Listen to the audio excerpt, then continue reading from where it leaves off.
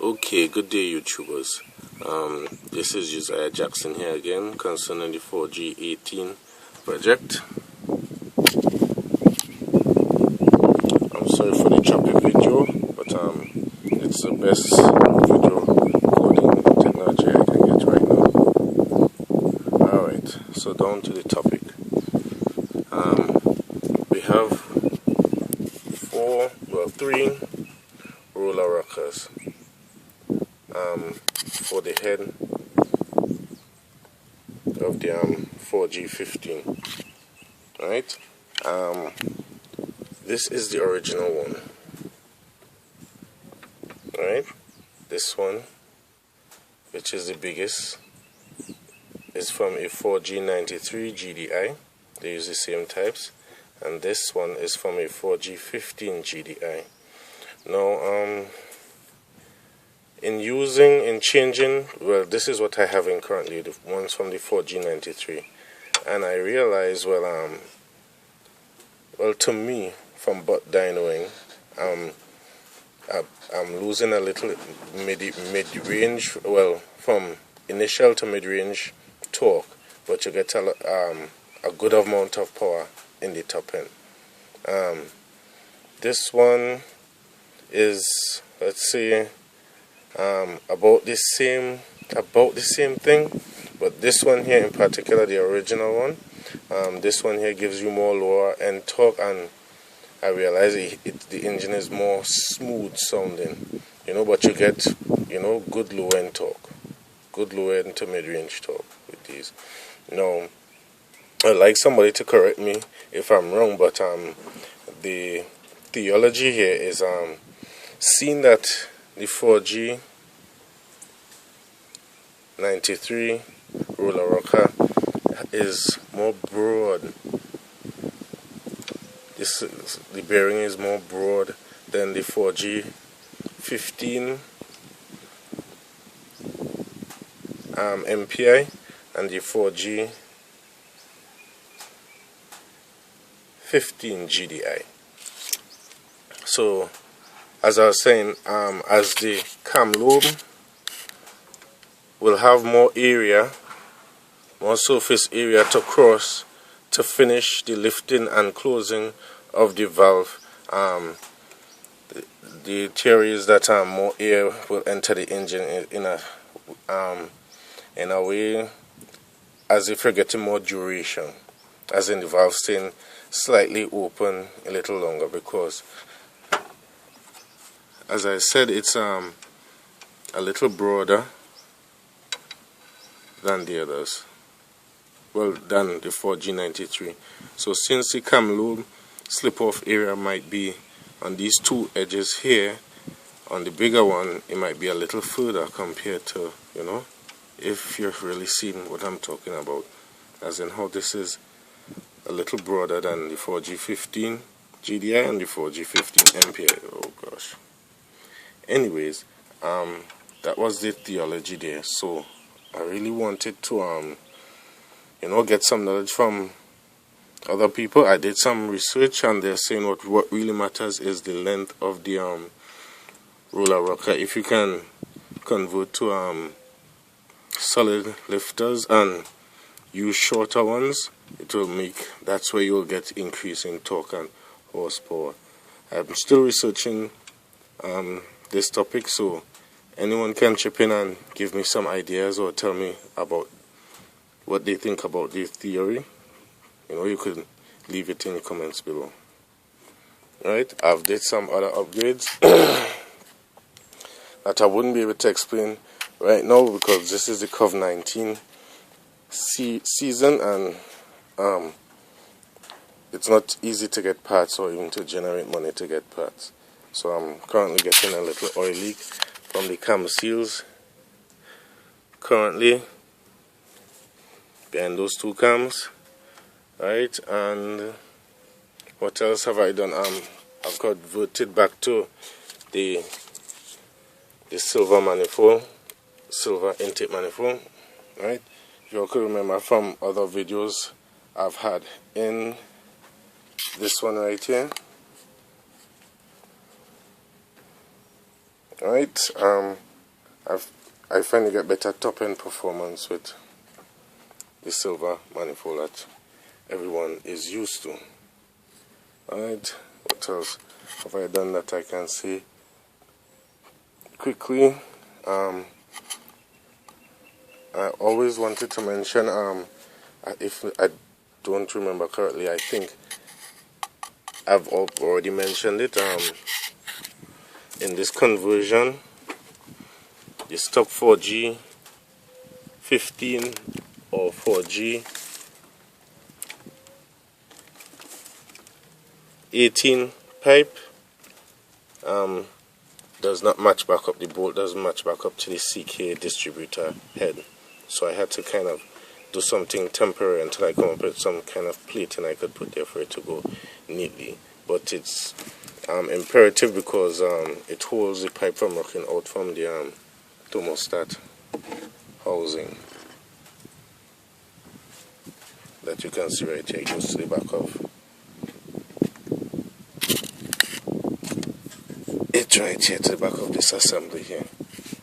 And it also has a bend in the back to accommodate the knock sensor, so you won't be able to use the original water pipe that came with this if you're using the 4G18 block. I don't think there's much other. Well, if you all notice also, I did a conversion with some GDI coil packs to make it direct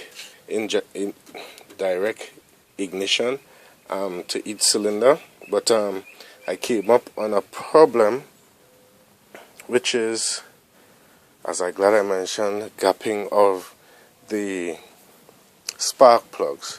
And what happened is that I don't think I have any right now. Hold on. Okay, I think I got rid of them, but what was happening essentially is that the coil pack was being swelled up on the sides, right? The GDI coil packs, the individual coil packs, they were swelling up on the sides, and I realized the gapping of the plugs were not suited for the coil pack. So the gaps were so far that the coil igniter coil had to induce more current for longer because of the far gapping of the plug. So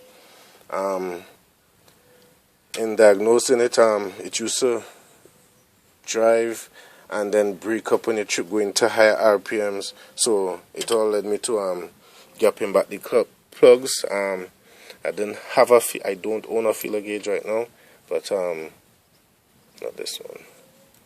I had to bring it pretty close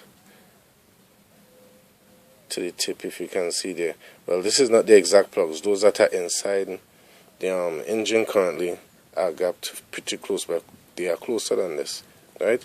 And I discovered this because of the high compression. Because the engine is high compression, it will need to be gapped closer, right? And it works good for the hour. But what I wanted to say from my experience with these plugs is that I don't know if you could see the coding on them properly.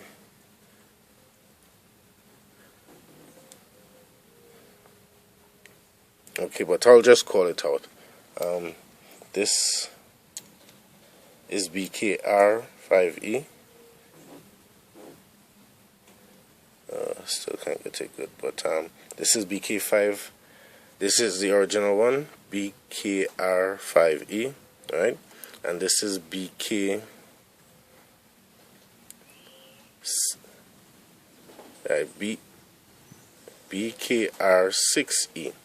right?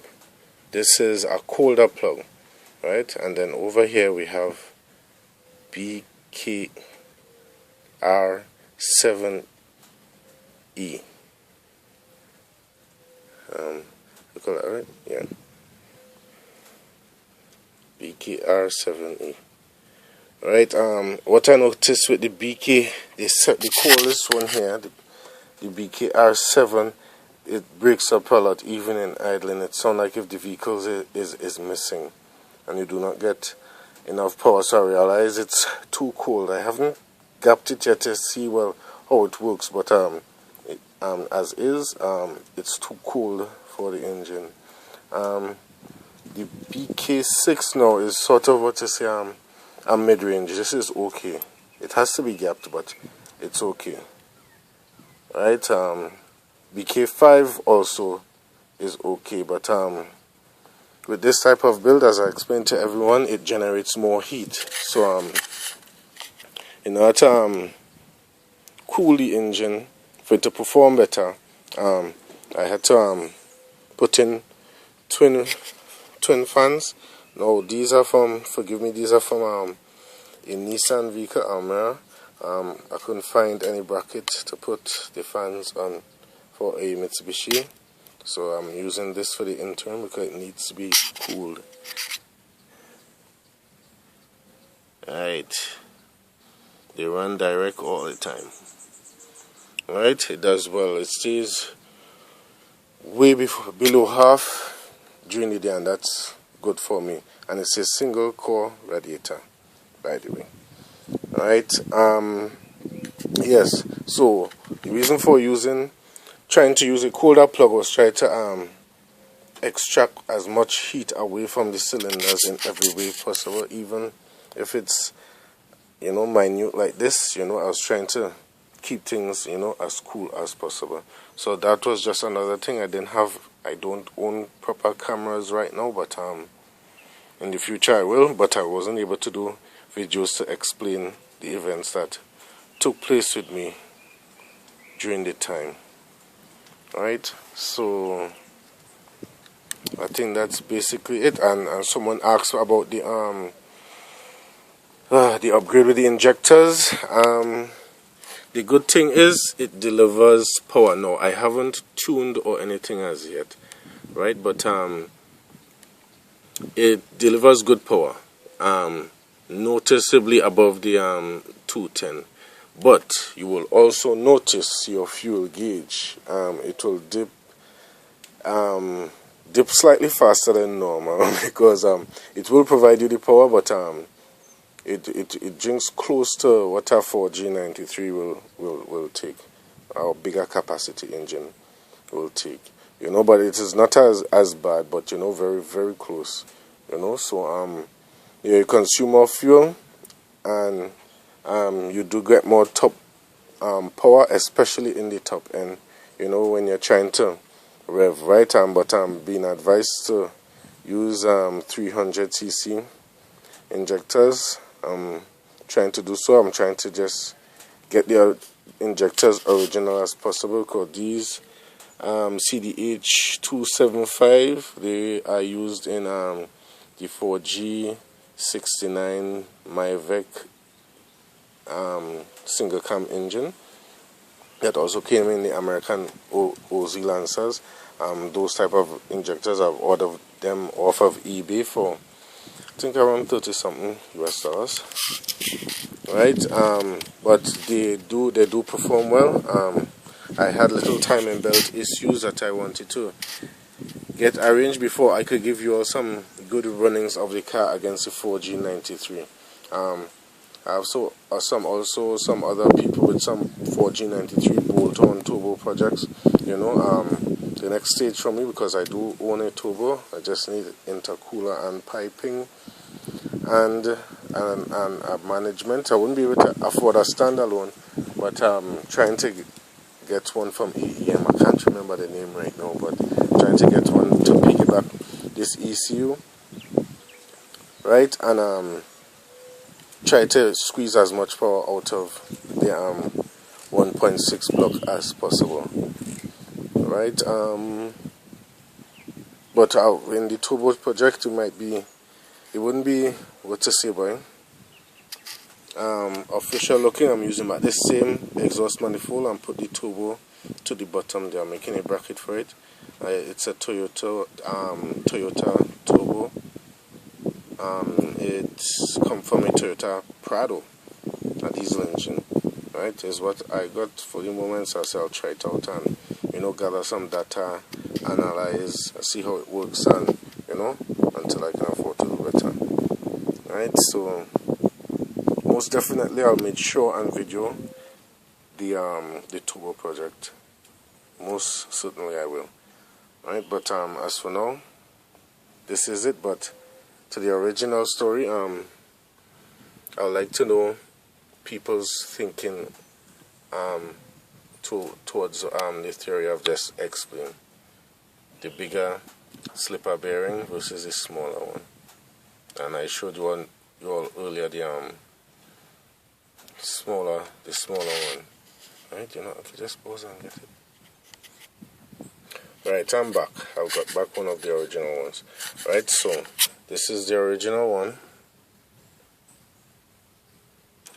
Oh, really?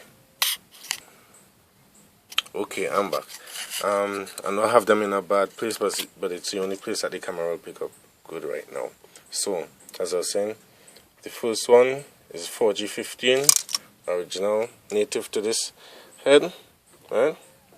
From the CK, and the next one is from the 4G15 GDI, right? And the 4G93 GDI. And again, I'm trying to size them up so you can see that the 4G93 is a little broader. I'm trying to center them properly. Right? 4G93 looks a little broader. Right? And even the 4G15 looks a little. This 4G15 here looks about the same with this 4G15 GDI. These both are 4G15. This is GDI. This is MPI. But this GDI one is a little taller and broader. Slightly taller and broader. Alright. I might get an accurate viewing here, but I don't think this is accurate. But yeah, just want a little insight. Alright, thank you all for viewing, and I'll post more updates soon.